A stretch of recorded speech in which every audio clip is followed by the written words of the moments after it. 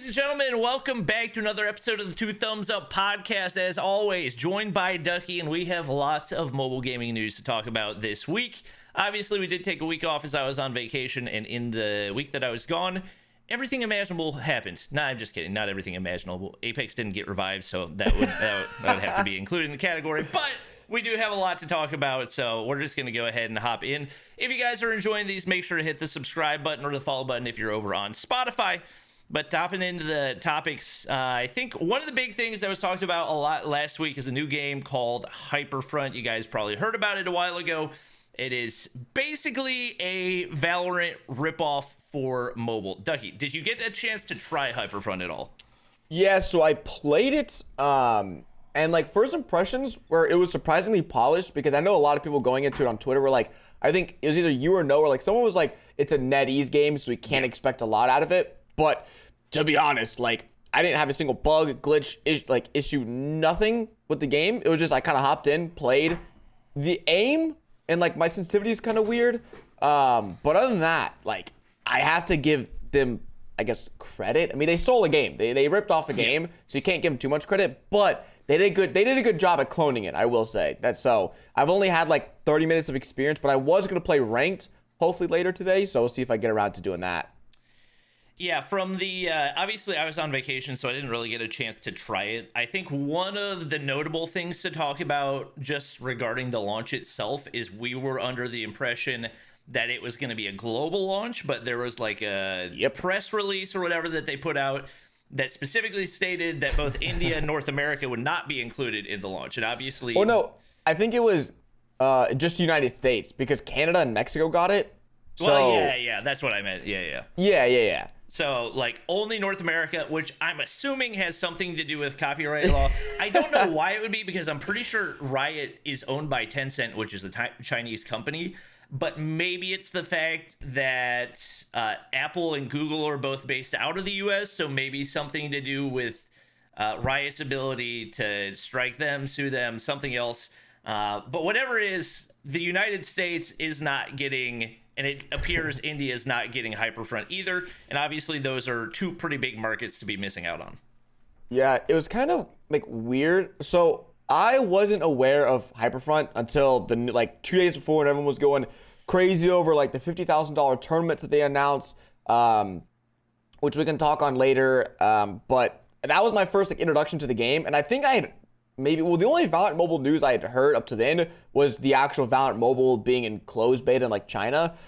But I don't know, I was like, all right, sick, this is gonna be cool. But I in my mind, I was like, I'm not hyping this up. I'm not overhyping this. We just did this with Apex Mobile 2 months ago, where we were like, this is gonna be the new best game of all time. It's gonna smash records. I'm going pro. So I'm gonna be the face of HyperFront. I'm pretty sure I had a tweet out there saying I was gonna be the face of HyperFront the day it came out, just as a joke.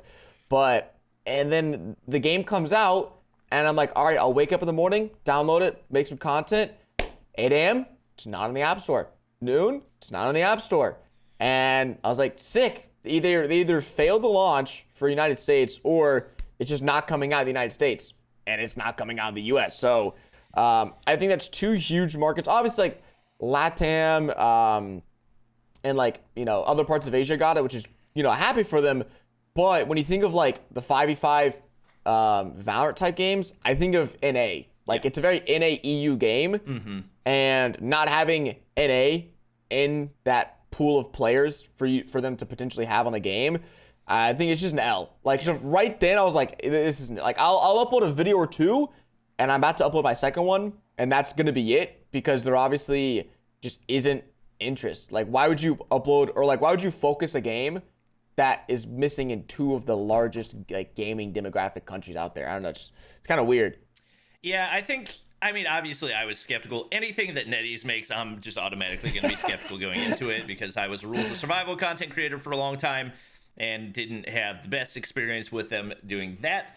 I think on top of that, there is a video on Twitter showing like how ridiculously strong the aim assist is, as they're trying to pull their crosshair away from the player, and it literally won't leave the player. Like it's sticking to the player, almost like, I'm not going to call it Free Fire level aim assist, but it's definitely up there. And especially This is part of the reason why I think it's talked about a lot, is because games like CSGO and Valorant are extremely aim-based games. There's no movement mechanics. There's nothing else. It's all about strategy and about your aim. And if you don't have aim, then you're not going to be good at the game. The fact that a game like HyperFront is that hyper-focused on making things easier by adding that much aim assist, I think is a huge L. Which does lead to another topic, because there's a game that went into closed beta today that's been making some noise. I've seen Winsanity talk about them on Twitter. A number of different content creators tried out the game, I think back when it was in alpha. It's called Project Rush B.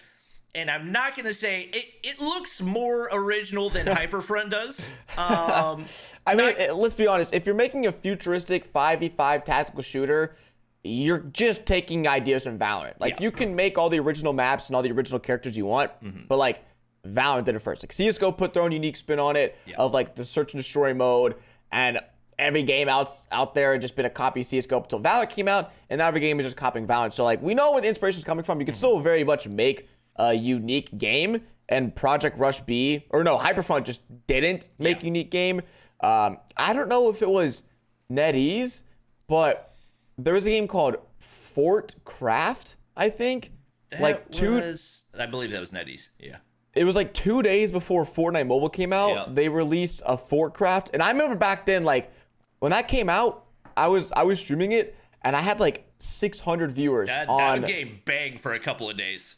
Dude, yeah, and then the actual Fortnite Mobile came out, and then no one cared about it. So at least HyperFront, that came out a few months before Valorant Mobile was coming out, so they get a little bit of the spotlight. But once Valorant comes out, it's over. But yeah, I haven't seen much of Project Rush B, in all fairness. They followed me, and I followed them back, and that's about the level of awareness I have of them. But it's cool. The more games, I think it's just like the capitalist like game market of like, the more games there are in a space, the more competition there's going to be in between those games to make them better. So heck, if maybe Project Rush B comes out, it's banging. I mean, I already saw they have like a really small like $2,000 tournament announced for when it comes out. So that's sick, but I don't know. Like, I'm reserving all of my excitement until launch, because I can't have another Apex Mobile happen where the whole world gets hyped and then we all get let down. I'd rather have my expectations at the bottom of like, the very, very bottom, and they come and smash it, rather than having them up at the ceiling and then they come in super low. Yeah, I would say the one, or I guess a couple good things about Project Rush B. Number one, I think it's different enough from Valorant that they don't have to worry about getting sued or copy striked or whatever, because that's 100%. Nice. That's 100% reason the reason that HyperFront is not on the United States App Store is it's got to be copyright related, which makes sense because they have made a lot of games that have gotten sued. Like Rules of Survival got sued. Really? Yeah, Rules of Survival got sued by PUBG back in the day. So they specialize in making games that get sued by developers. So I think Rush B is unique enough and has enough different elements that it's probably not going to worry about it. And then also the other big thing that we were talking about, aim assist is not going to be in Project Rush B. And I think that's one thing that a lot of people are excited for, because it's going to be like the true test, assuming they have good sensitivity settings and everything else. It's going to be the true test of who has the best aim in mobile. And I think especially if they do esports right, I don't think you necessarily need to run $50,000 tournaments off the back. I know that the developer is the same developer as Battle Prime, which was it wasn't like a huge game, Battle Prime, so it was basically like a TPP. It was kind of like a knockoff of Rogue Company, if I was to explain it, but for mobile. So I know a lot of people like that game. It wasn't really for me, but it was well made and was definitely popular within its own niche. So I think they have that amount of experience, and I think they're heading in the right direction on this one.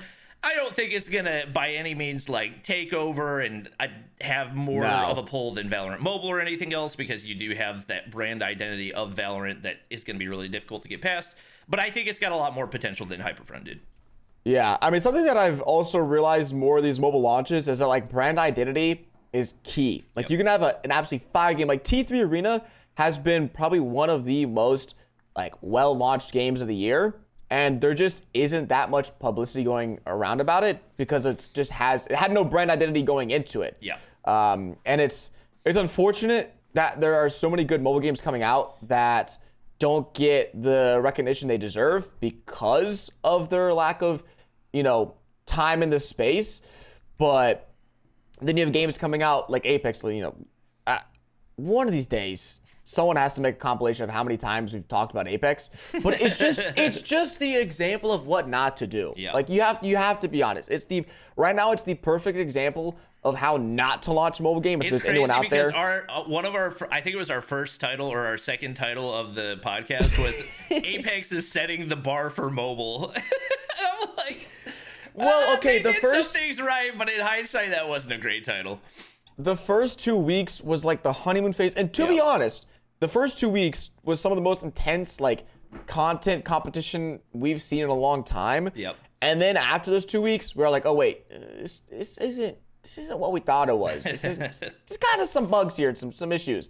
But I feel like the only thing that HyperFront and Project Recipe have against them is they have no brand identity. Their brand is copying an existing game format and then hoping their game takes it far enough. So if they have the structure and the bones of a really solid game, then like T3 Arena, they can go places. The word of mouth is, if anything, stronger. Because if I have people coming to my stream, in my chat saying like, have you played this game? You should play this game. Like that's so much more powerful getting it recommended to me by someone I trust rather than like just seeing them on Twitter, like seeing, because there's so many games coming out, there's so many companies, there's so many, this and that like word of mouth, if they do it right, hopefully people recommend it enough so that it takes off before Valorant Mobile. Because if they can't get anything going before Valorant Mobile, then it's rats, bro. That game just gonna, I still think I'm like, if I was in a casino and I was betting on something, I'd put my money on Valorant Mobile right now. And I think seeing the level of hype on HyperFront and how many people were excited to play that, like a rip-off Valorant Mobile that's not even in the United States or India, I think that should get people even more excited for the potential of Valorant Mobile. But hey, that's just me. I'll stand on the sidelines. I'll come back and say, this will either be the biggest I told you so, or you can come back and be like, you're an idiot. And that's cool with me. I'll take it. All right. I'm curious to see. I think, like you talked about, brand identity is huge. I think the only mobile titles that have been able to do big things without a big brand identity outside of like the early games like Jetpack Joyride and that type of thing have been it's been Supercell titles, and that's because the brand of Supercell has become what it is, and that's really the driving force for all the new games that they come out with. So anything new that they come out with, you can bank on it being big in content and esports because they've proven over and over again that they know how to do it.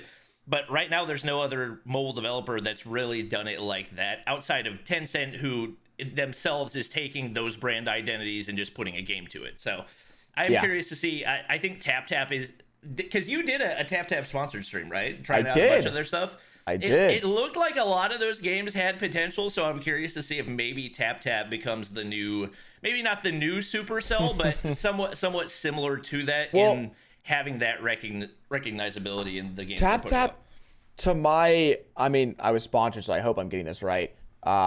They're just a game app store. They're not a game publisher. Well, they're a developer. They own the developer of T3 Arena, so they own most of the games that are being put on there. Yeah. Hey, well, they were launching like 20, 30 games. So if they own all of them, or maybe the game's exclusive, because some of the games on TapTap were also on like iOS and were also on Google Play. Yeah. So they weren't like just TapTap exclusive, but some were. And I played one game. I think it wasn't a TapTap exclusive, but it was like a mobile Super Smash Bros. I watched that. And that looked really good.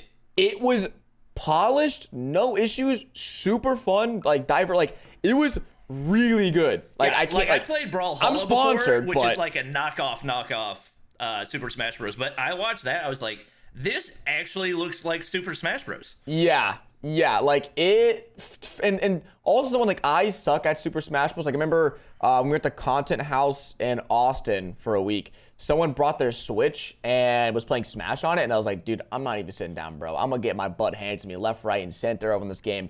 Like I've never been able to play a Smash type game, and I was maybe it's just the controls are easy. Maybe it's just mobile. I don't know. But like I was actually pretty good. Like I had some people 1v1 me from the stream, and like I beat some of them. And that's the problem is like there's so many good mobile games out there that we can't cover them all. Yeah. Like we'd love to just have the ability to play whatever game we want, and it just posts and it'd be like, all right, sick, that worked out. You know, what's the next game I'm gonna play? But it just doesn't work at that. So that's a really cool game, and I hope it does well, you know, with longevity. But it's like a super niche game. It's like a ultra niche game. But speaking of new games coming out, I'm out. Is it IMO? I'm out, bro. He clowned me. Is IMO? I think it's IMO. Yeah, I think it's IMO. IMO, content creator in Tribe, Apex Mobile. What was the other game that he played? It's Area not F2. Area F2. Did that game also get sued? Yes, they got sued off the App Store. Sick. Was that a NetEase game?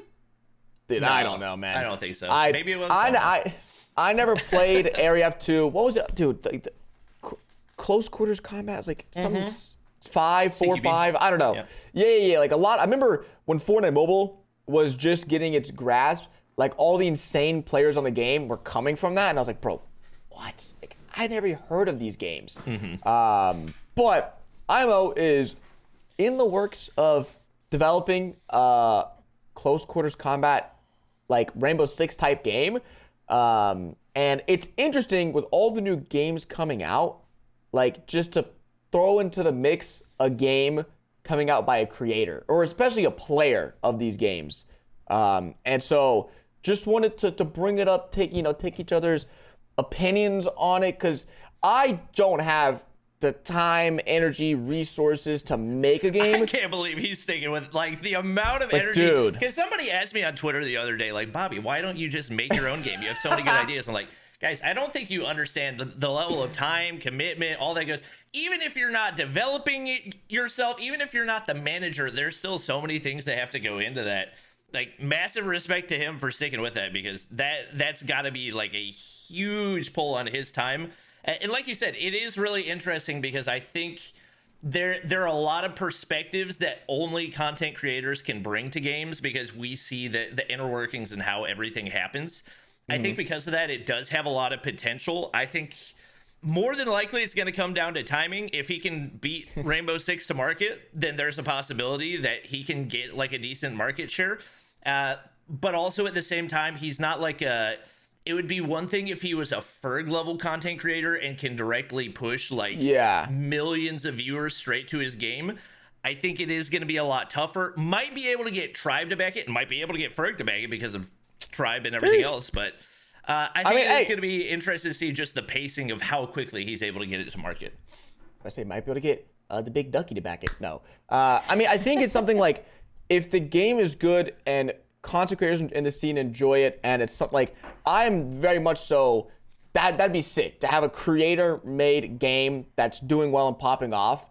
And like you said, I think there's a lot of aspects as creators and competitive players that like the executives and the suits and the corporate people who make these games, like they just don't have that experience. Like I can't imagine the people making Rush B have ever hit like Radiant and Valorant. Like I don't think they know what it's like to put in, or maybe I'm assuming, and someone from Project Rush B has watched this. I apologize. But the chances are they're just like casual players of these games or casual ranked gamers. And I know I almost hit Predator in Apex Mobile. I'm assuming he was probably a top tier Area F2 player. And so it'd be really interesting to see the perspectives that is brought into that game. And it doesn't even come down to like graphics or optimization necessarily. It's just more like if the structure and like the potential for the game is there, that'd be awesome. But like, bro, I don't have the chops. Like I have a Minecraft server, and that in a way is kind of like creating a game, because you're making a game within a game. But like I have my developers do everything, managers. Like I'm pretty hands off with like the actual construction of the server.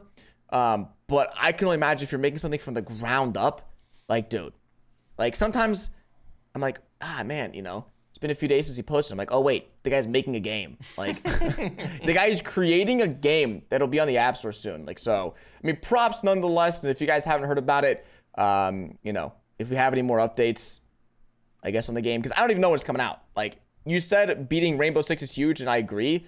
But I don't know when his game or Rainbow Six is coming out. Yeah. Well, I think the one thing I will say, I don't think his game is even in alpha. I don't even know if it's close to alpha yet.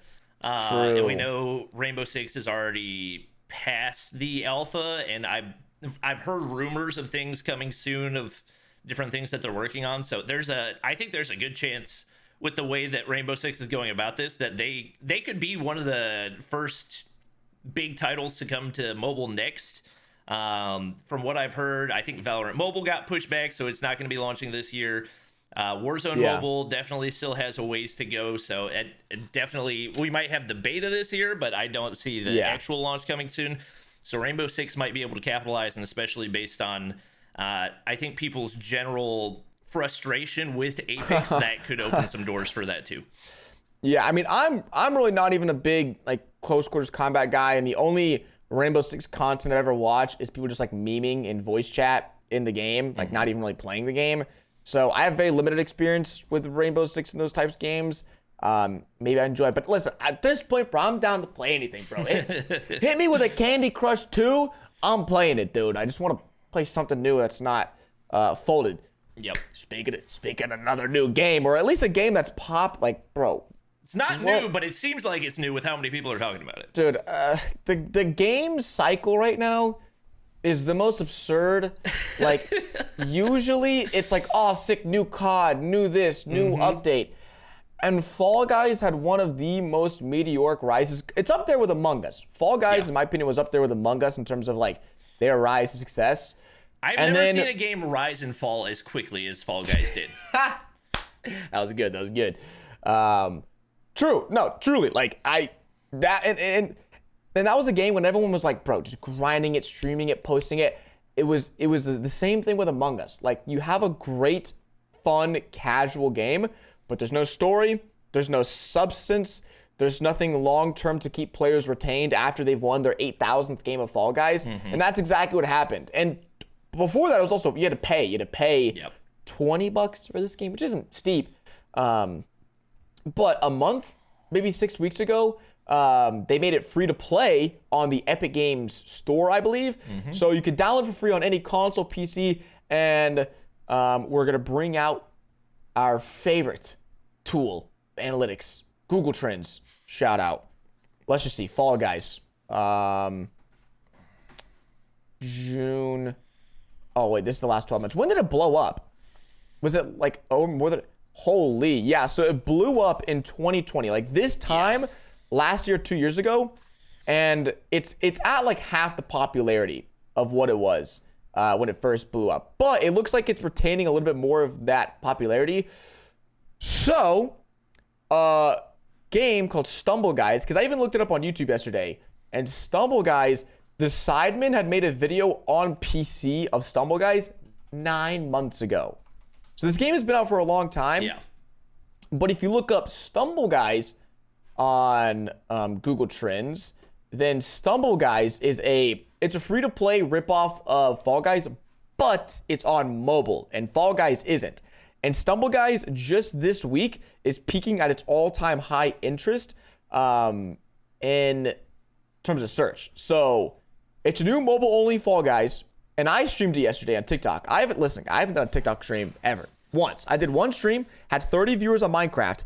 I streamed Stumble Guys yesterday, had 2,000 people watching me. So it's like, it's storming, at least TikTok, I know it's blowing. It's like very short form, like YouTube Shorts kind of thing. But it's in my opinion, it's going to have the same thing. It's going to blow up, it's going to die off. Give it a month. Give it a month and it's dead. Yeah, I think that's just kind of the nature of those uber casual games like Fall Guys, like Among Us.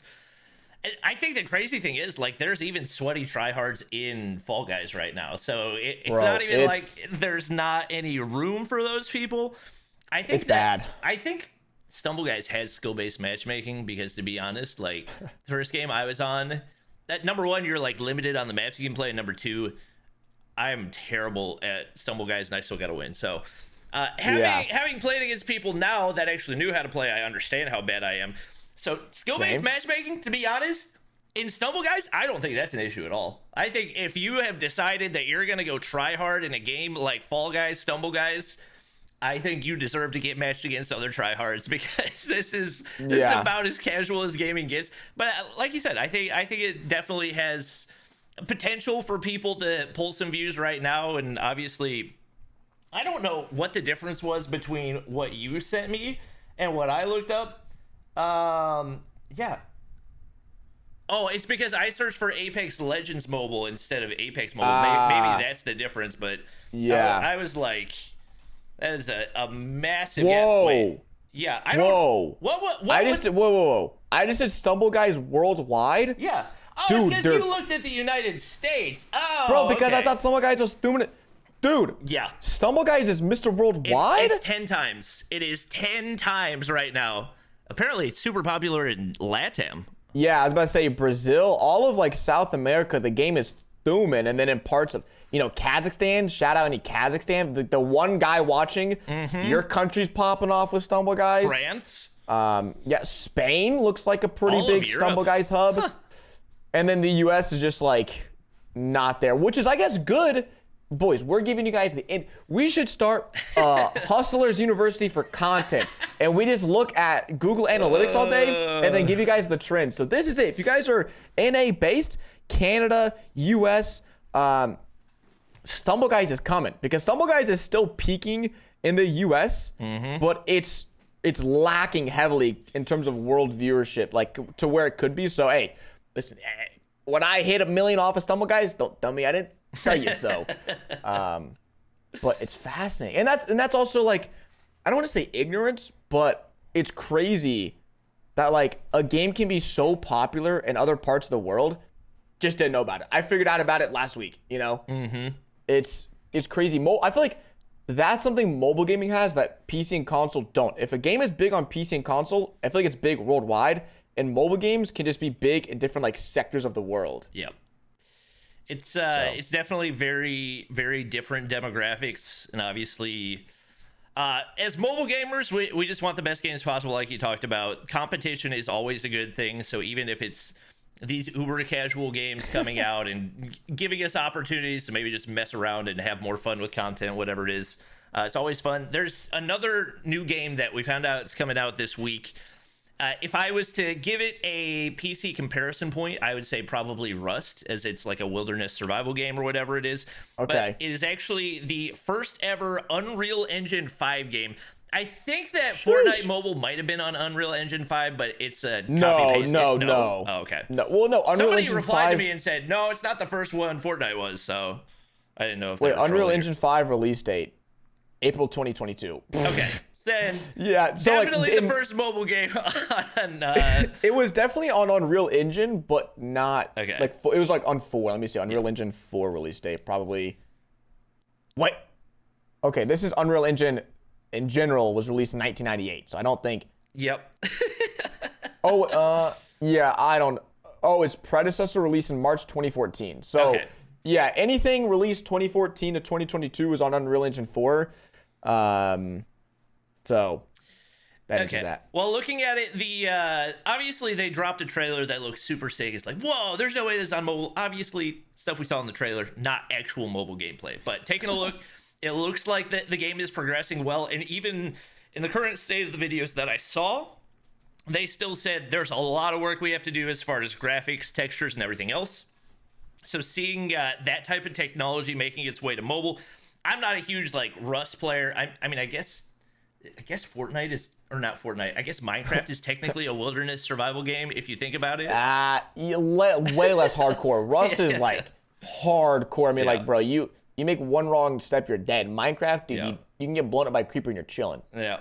But I think it's cool to see more games like that making their way to mobile, and I think diversifying the options, because right now there's not a ton of options as far as mobile content creation goes. It's like COD Mobile or PUBG or Supercell, and that's kind of it. Or Yeah. I mean Apex, I guess, but you know. Yo, Apex Mobile, guys, don't forget about it. I think it's definitely a good sign for the direction that the game's heading, or that I guess the community is heading in general. So there wasn't a ton I wanted to talk about, but obviously it's just a mention of that being the first Unreal Engine 5 game to come to mobile, and I'm interested to see what directions they take it. Yeah, I'm watching the trailer right now because I looked up Project Evo and there wasn't anything, and your post was the second thing on Twitter. So it still seems like the game is. They post all their stuff on Facebook, actually. Oh, sick! They're definitely connecting with the mobile gamers of the world on Facebook. Exactly. So that's it looks good, but it's also like, dude, you take all this with a grain of salt because it's all this like it's being rendered in the engine. It's not actually gameplay. Yeah. It's like, who knows? Maybe it comes out and it's looking like a state of survival game where like this is the most sick trailer of all time, and it's graphics and intense, and then it's gonna just be like 480p in the game. I hope it's not. Yeah. But once again, I have been eternally ruined by Apex. With my hype and expectation for games, it's done. Speaking of which, I mean, I guess it's the last thing we have to talk about is Apex, guys. And once again, I feel like a broken record. This podcast, I think every time has brought up Apex, but it's really the only thing trending right now. It's really the only thing new, because COD Mobile is doing its thing, chilling, having a good time. You got PUBG over in the other, parts, chilling, having a good time, and then you got Apex Mobile, the problem child, the smallest middle, whatever, just throwing a temper tantrum, not getting its way, and you can't not talk about it. So they released the advertisements that they put out recently. Oh, don't make me, bro. Jeez, so you saw the one of the two girls that supposedly that was met playing Apex or something. I was like, what is this? Dude, it was an ad too, right? Because I was trying to find their TikTok channel or something. Yes. I was like, they don't have a TikTok, so this has to be an ad, which makes it that much worse. Yeah, so Apex Mobile I think this might be a big issue as to why the growth of the game hasn't been where people expected it to be, is because the marketing and the way they promoted the game. Because I think a lot of people if you're watching this podcast, you're in the mobile community. Obviously, myself and Bobby, we're in the mobile community. We find out about things, as they're happening or days after they happen. People still don't even know Warzone Mobile's coming. People don't know COD Mobile's a thing. So if in that respect, people might not know Apex Mobile is a thing unless they see an advertisement for it. And so obviously, the way ads are nowadays, they're super good. So if they know you play Apex, there's a good chance you're gonna get served an Apex Mobile ad. And if you're watching, I don't know, dude, a Mr. Beast video, and you see one of these ads come across, I would go on the App Store and block that game from ever being on my phone. I would think that game has malware in its code, because the ads, what are they like, bro? I mean, I don't know. The other one that I saw on Twitter was just some. It's like Fiverr. It's like a voiceover. Yeah, it's like a Fiverr ad, like a voiceover lady, and she's not bad at what she does, but it's just her sitting in front of a computer talking about the game.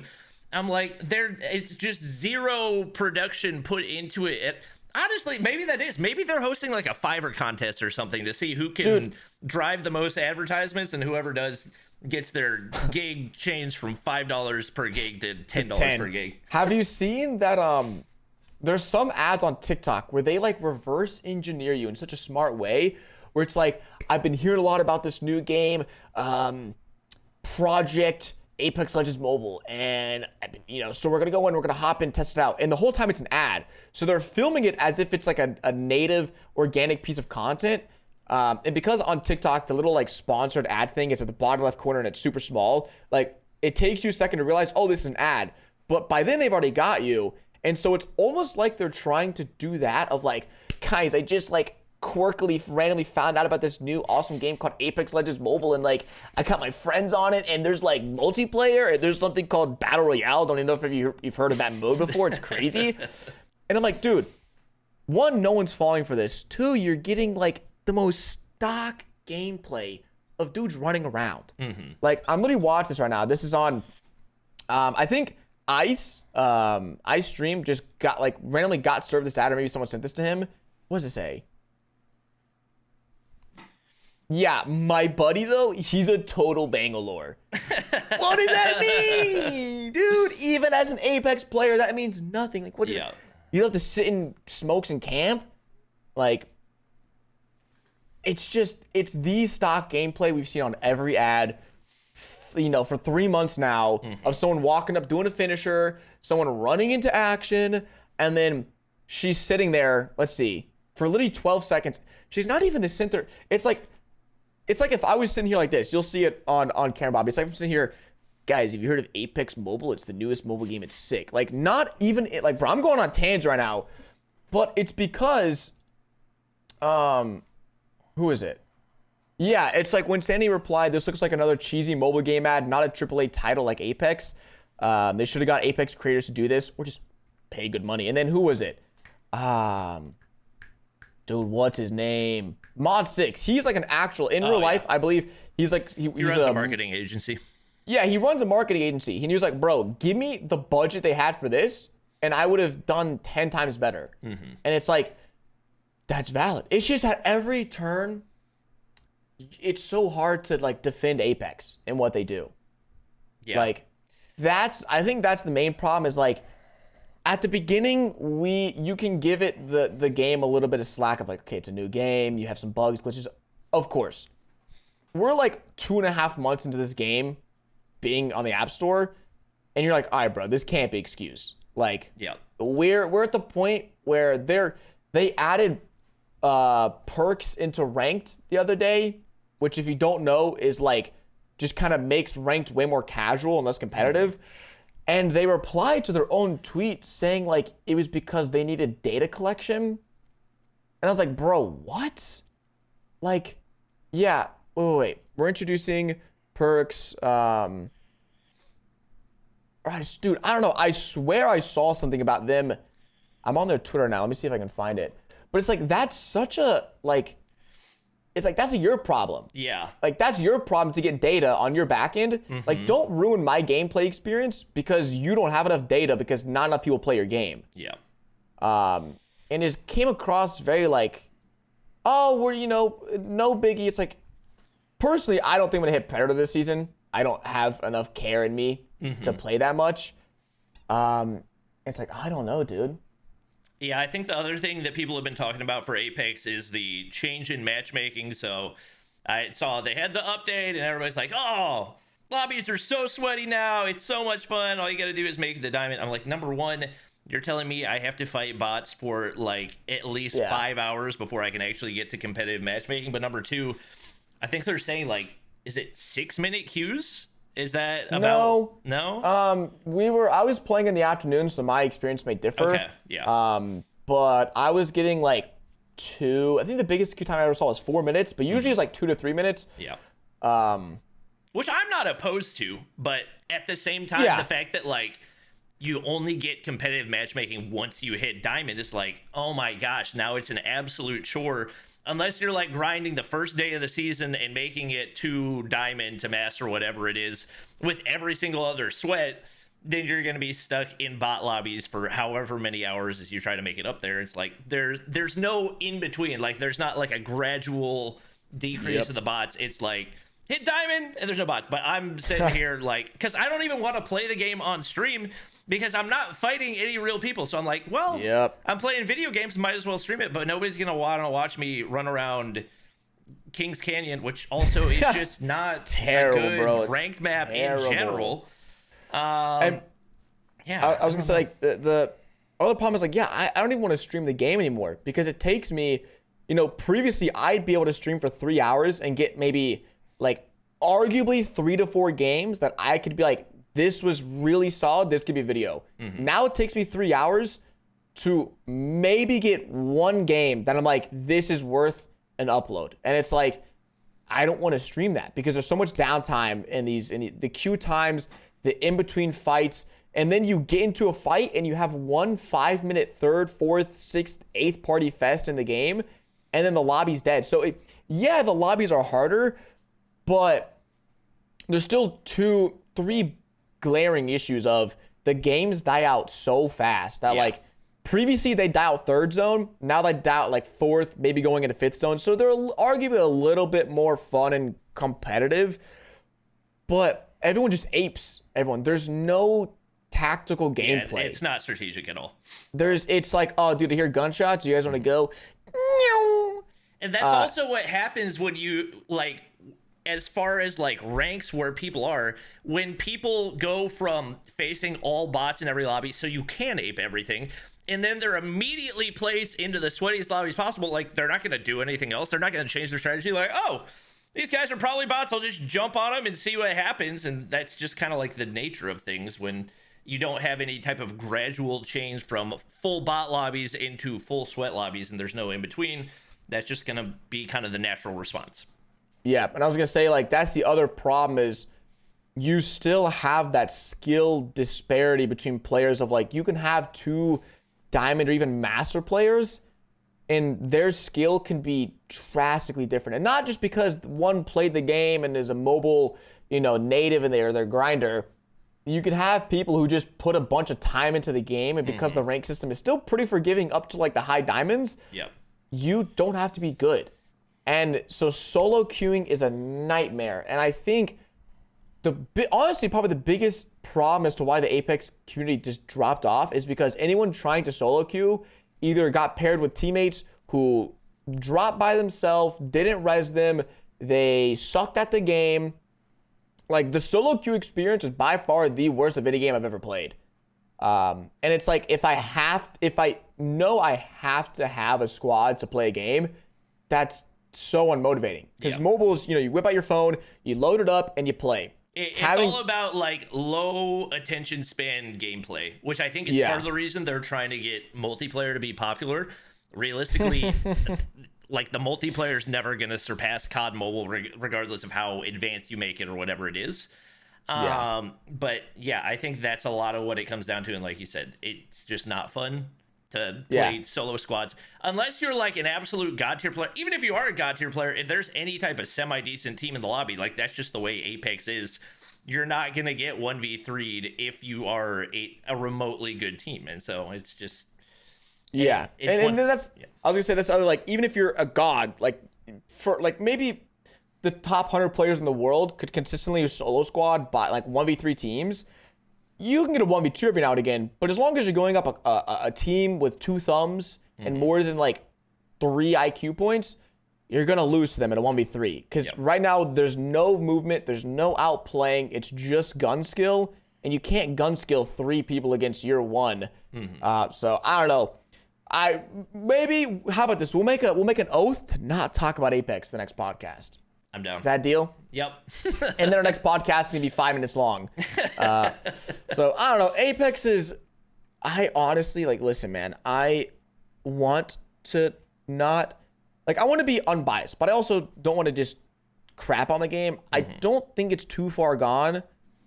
But, bro, they got to do something, man. The marketing, I think, is the thing that has to change right now, because the current marketing is not drawing people. I think what they need is esports. I think esports are the most consistently time-proven method to market a game and get people to be committed to your game. Number one, just like to be entertained by it, but number two, to get people to desire to grind to that top level. Because I remember, like, when the game started, people were so excited to run scrims and everything, and now I would imagine it's probably a lot tougher to fill those scrim lobbies because there's not anything on the line. There have been people saying ALGS Mobile is coming. I'm not going to really give any weight to any of that because it hasn't been confirmed by an actual source, but that could be what starts the revival of Apex. I think the longer they wait to hop into esports, the more the game's going to continue to die, but we'll have to wait and see.